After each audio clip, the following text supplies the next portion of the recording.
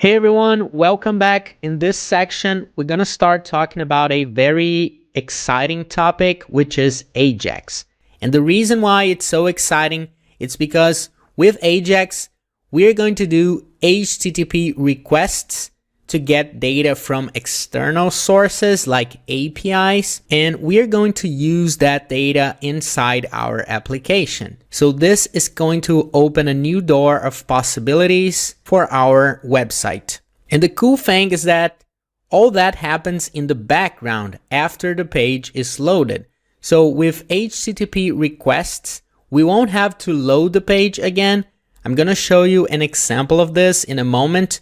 So you will see that we're going to be in the page. There won't be any page load, but we're going to get data from external sources and use it in our page. So before I show you a real life example, which is going to be on Instagram, let's see this image that shows how AJAX works.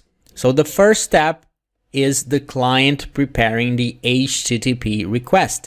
So the client in this case is the web browser or our JavaScript code that's running in the browser. So this is the client. So the client prepares the HTTP request and sends it to the server. The server receives the request and looks for the data that the browser requested. Then the server sends the response back with that data, and the client receives and processes the response. So now let's see this in action. Let's go to Instagram. We have this search box here. And what happens if we search for something? Let's search for JavaScript. As you can see, there was a loader here that showed us that something was going on in the background. And as you can see, I didn't press enter. I didn't press any button, and the page did not load. I just typed something. Then we saw this loader, and now we have this list of results. This is happening through AJAX. So what's going on here? I type a search term, and then the client makes an HTTP request to a server to search for pages, people, hashtags, and everything it can find with the JavaScript keyword. Then the server sends back a response that is a list of results. Each element in this list is an object, and as you can see, each object has at least 4 properties. So the objects that we receive back, they have a username, a description, there's this profile picture, and there's also a link. If you look in the bottom left corner, there's the link for each of the results. So if we click on them, we go to those pages. So when we receive this response back, or the browser receives it, the processing that it's going to do is just building this HTML element with all the results. So this is how an HTTP request works. So let's try something else just so we can see it happening again. I'm going to try Python. As you can see, same thing. There's no page load. The browser requests this information to the server sends it back, and then the browser just builds this list.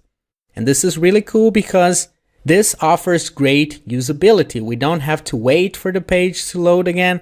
Everything happens in the background, and we have all these search results that we can choose without having to go to a different page. So this is why AJAX and HTTP requests are so good. So now let's go back there, and about this example that I just showed you, let's see the steps that took place in the background. So first, an event occurs in the client.